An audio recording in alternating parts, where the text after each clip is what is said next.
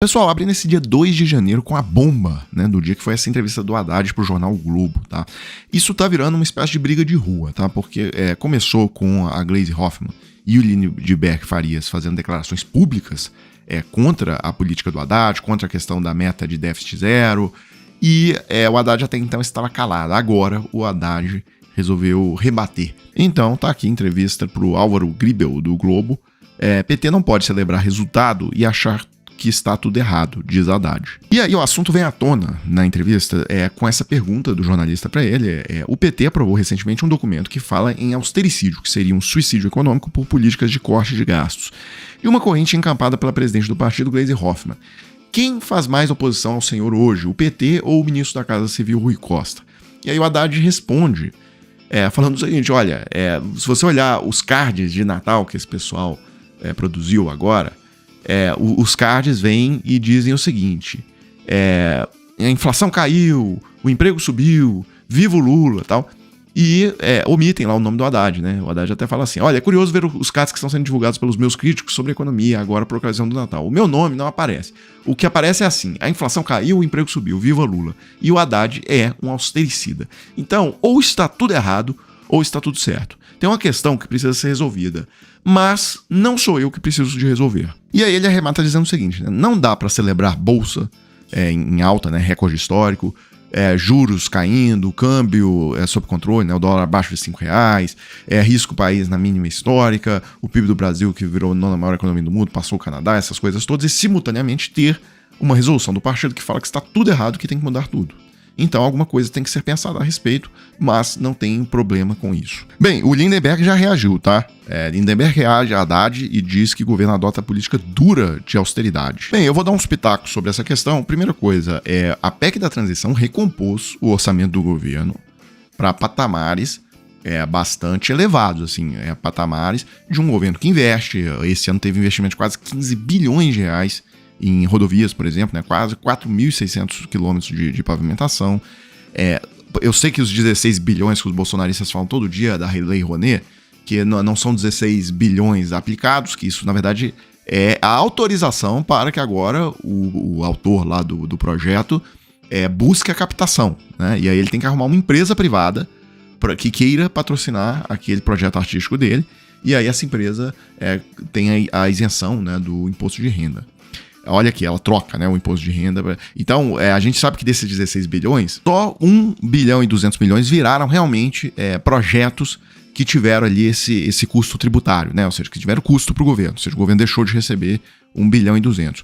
Mas isso é um orçamento bastante expressivo, tá? Então, o governo está investindo nas áreas. O orçamento desse ano foi um orçamento muito forte, um orçamento... E tá aí, né? Chamar de austericídio, o governo vai fechar esse ano com 125 bilhões de déficit primário. Ou seja, ele gastou 125 bilhões a mais do que ele arrecadou.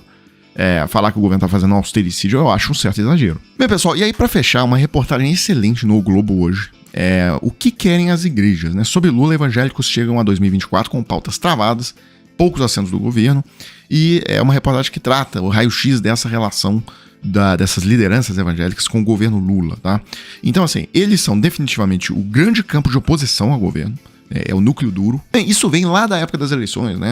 O Datafolha, Ibope, IPEC, na verdade, todos os institutos de pesquisa davam, no segmento evangélico, 70% dos votos no Bolsonaro nas eleições, e agora isso permanece, tá? A gente vê as últimas pesquisas de opinião, quase 40% acham o governo ruim, 26% só acham o governo ótimo e bom. Isso difere totalmente do restante da população brasileira, inclusive dos católicos, no qual o governo tem uma aprovação muito melhor do que a reprovação, né? Muito superior à reprovação, e isso reflete nas bancadas dessas lideranças evangélicas no Congresso. Então a reportagem mostra que comportamento da bancada evangélica em votações importantes. 69% votam contra Lula. E só 20% votavam contra Bolsonaro. E aí, por que essa preferência, tá, pelo Bolsonaro em relação ao Lula? Tá? O que eles conseguiram, afinal, de concreto, assim, uma coisa palpável com o Bolsonaro?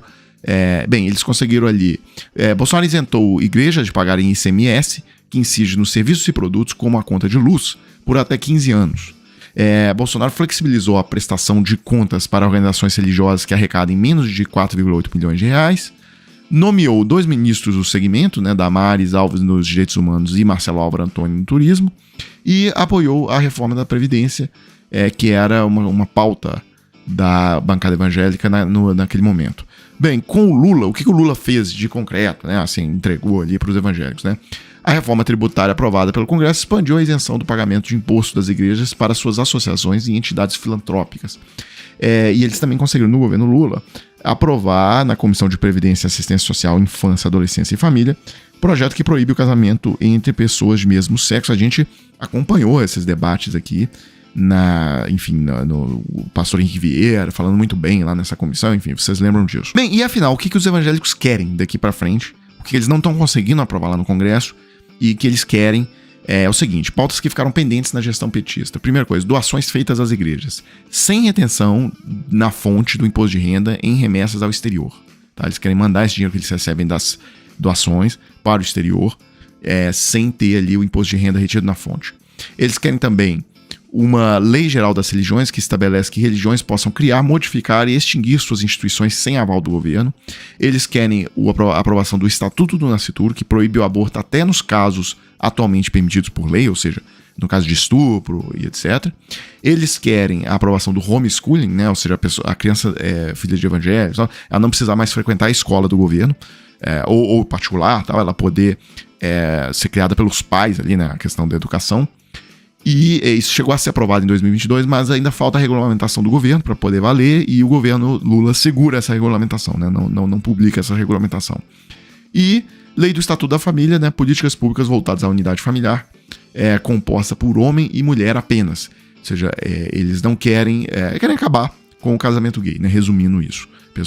Casamento entre pessoas do mesmo sexo, né? Pessoal, então é isso, né? Eu fecho esse vídeo agora, coloco aí na tela a chave Pix do Desmascarando. Se vocês gostam do trabalho, quiserem contribuir com alguma coisa, está aí.